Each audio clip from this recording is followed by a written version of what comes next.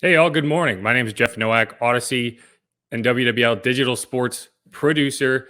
Thank you for joining us for this week's preview of fall football on WWL, brought to you by Louisiana Office of Tourism. Get together, Louisiana. Visit louisianahomecoming.com. And I'm joined by a great guest this morning, former NFL player, former Boston College Eagle, and current Audacy NFL insider, Mark Herzlich, to go over some of the top games coming at you this week.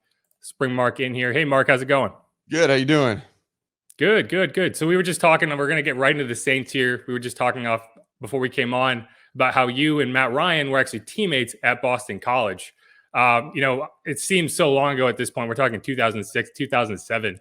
What kind of memories do you have from that experience? Yeah, I mean, Matt was great. It's interesting. You go into like an organization, or you're starting playing football for the first time in college, which that's where I was when I met Matt Ryan, and you just there was a professionalism about him as a college kid. He was I think a redshirt junior when I first got there, and he organized 7-on-7 drills. We didn't have to be there all summer, but he had things organized. Our defensive captain, Jolan Dunbar, both of them were like, I was like, man, that's like what a captain is. And so, to me, it was like, no question that he would do well in the NFL and be a great leader. And the longevity has been amazing. And he needs it because he's taking a pounding. He's taking a pounding this year with that. The offensive line needs to hold up a little better versus him. Back where Matty got frozen, right? Yeah. Where Matty Ice was born. Speaking of sacks, so Cam Jordan obviously owns the record for the most sacks in the NFL against a single quarterback. We're kind of leading into Falcons Saints, the first matchup of the season. That's going to come at you at noon on Sunday. It's a little different than normal. Obviously, we don't know who the Saints quarterback is. We don't know, how the Saints are going to attack. But what are your indications kind of heading into that matchup? Well, I think for the Falcons, you got to basically key on the running game, right? Where's Mark Ingram? Where's Alvin Kamara? You anticipate heavily leaning on them, and then so I think really a lot of offenses kind of turn into kind of that West Coast style when you're not sure if your quarterback is going to be effective down the field. A lot of shorter throws, a lot of motions, try to get the defense moving, create one-on-one matchups, and then run the ball. And I think that's gonna be what the Falcons are gonna have to do. And it's like both teams are coming off completely different games, right? The Saints, after beating the Bucks, they're feeling great. Falcons, in that loss where they could have had a win last week, it seems like they're two teams kind of going in opposite directions. So really, if the Falcons have a chance, their offensive line has to play better. I mentioned protecting Matt Ryan, but you gotta stop the Saints pass rush that hasn't been their usual dominant self this year. But you talk about Cam Jordan, he's always phenomenal and he can always get there. So it's going to be an interesting game to watch. I think up front, the big men up front are going to determine the game more so than the quarterback. In your experience, obviously, your quarterback goes out. Is that more difficult for a team preparing, not knowing, what they're going to face, or is it more difficult for the team that obviously has the absence of a quarterback?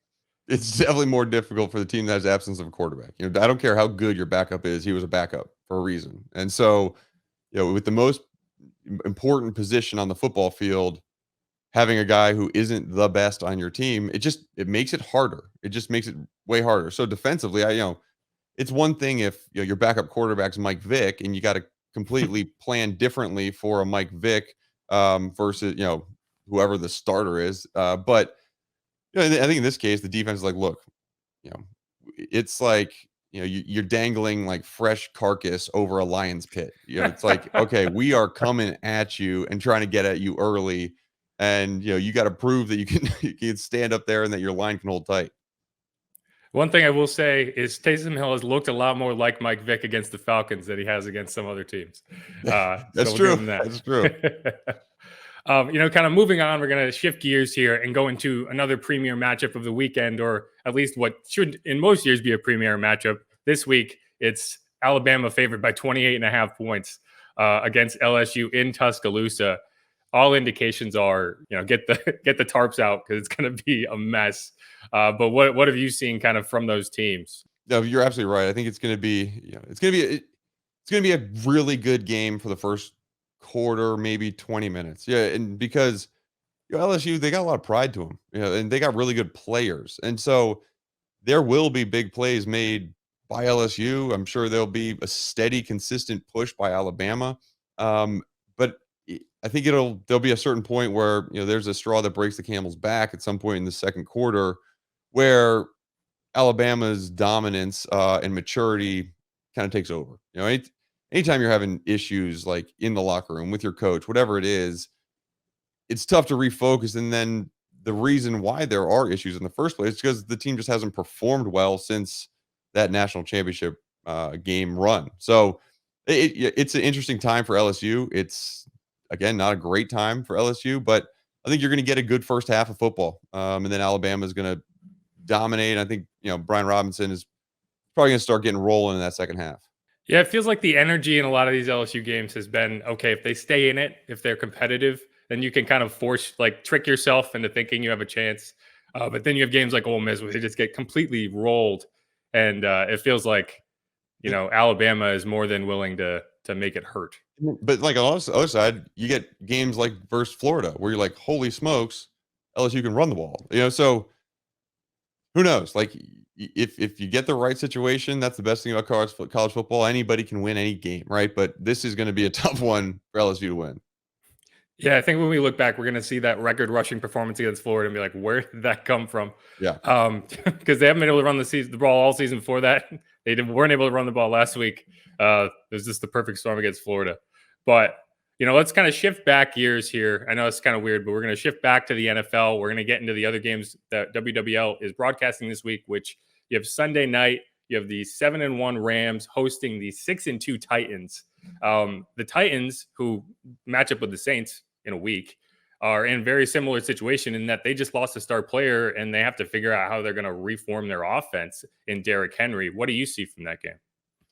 Gosh, man, it's there's one thing to lose like a star player, and then there's another thing to lose Derrick Henry.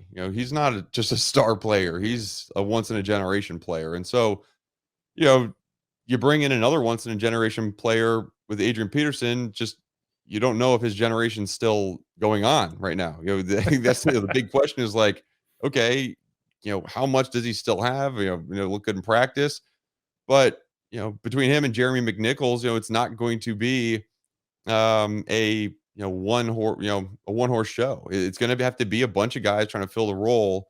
And then it's going to be a lot on Ryan Tannehill. And I think Ryan Tannehill does a really good job of, his thing before is, okay, he's a game manager, right? Which, again, people say that as a negative, but that's like, if you can manage a game well, that's really good. And he's developed into a big play threat too with his arm, and a lot of it's set up with the run. So I think a lot of it's going to be on Ryan Tannehill, being able to check out of run plays that maybe don't fit the running backs they currently have. But I think it's going to be a Rams win. All that being said, is the Rams are really good. They have one of the top offenses in the league.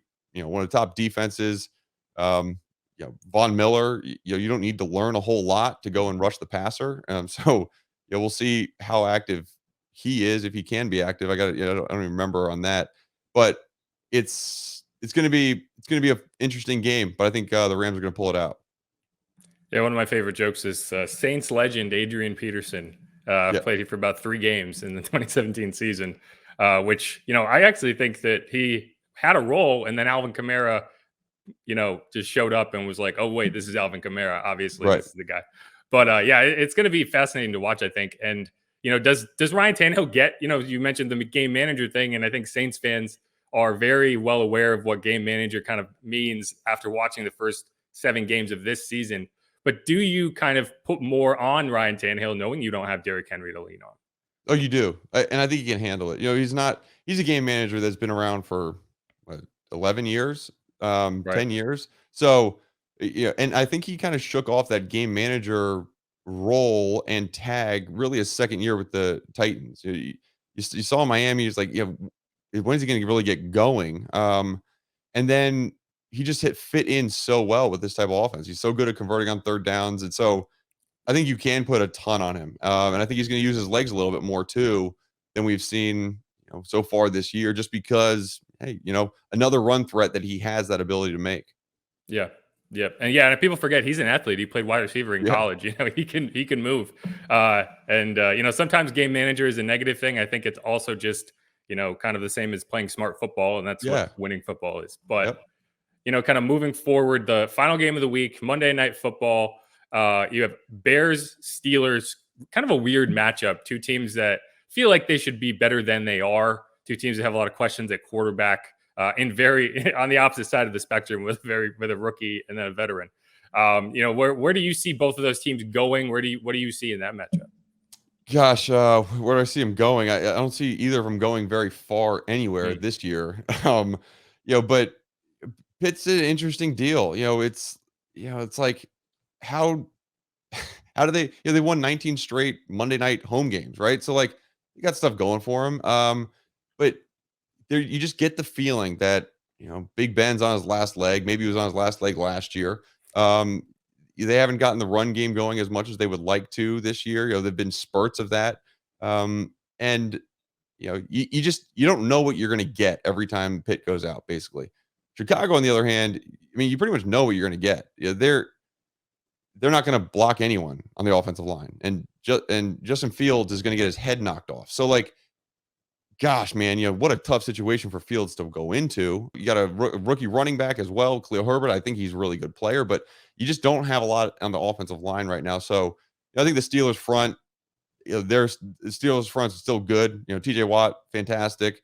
So I think he's going to wreck the game. And I would just watch out. Please watch out, Justin Fields, because TJ Watt's going to come from somewhere and hit you. So protect yourself. Yeah, a general rule that I would live by: if there's a guy named Watt standing across from you, be aware of him Yes, because exactly. he's ready to light you up. Another interesting thing is the Bears don't have a first round pick next year. They gave it away to the Giants to go get Justin Fields, so they have every incentive to go out there and win these games. Not that the players on the field are going to be actively tanking, but it changes the dynamic a little bit, doesn't it? Oh, I mean, for sure. Yeah, you hear, you know, for whatever for whatever reason that it becomes a bargaining chip that you just don't have anymore. But that I don't think the players. There's never been a time where a player or a locker room has ever talked about that as a possibility. Like everyone has Right. to go out and play, right? Whether you have no shot of making it or not. Like right now, first of all, everybody has a shot still. It's only 8 games in. You can still turn around your entire season. Um, but it's getting down to crunch time. No player's ever going to not play as hard as they can because their jobs are on the line as well. So if you want to be a part of the solution next year, you got to go out and play. So I know fans sometimes want that. You're secretly rooting for that at the end of the game. Like, well, I want my team to play well, but let's just miss that last second field goal or something like that. But that's not how the players think. Yeah, it seems like the teams that end up doing that maybe it's a karma thing. They almost always seem to miss in the draft anyway. So Yep. Yep. play it straight, and you'll find out what happens. But I think that's it. Again, he's NFL Audacy insider Mark Herzlich. I'm WWL digital sports producer Jeff Nowak. Join us next week for another Audacy NFL Insider preview, where we focus on home teams and marquee games across the week. Brought to you by the Louisiana Office of Tourism. Get together in Louisiana. Visit LouisianaHomecoming.com. Thanks so much, Mark, for joining us. It's been a lot of fun. Yep. Appreciate it. Take care.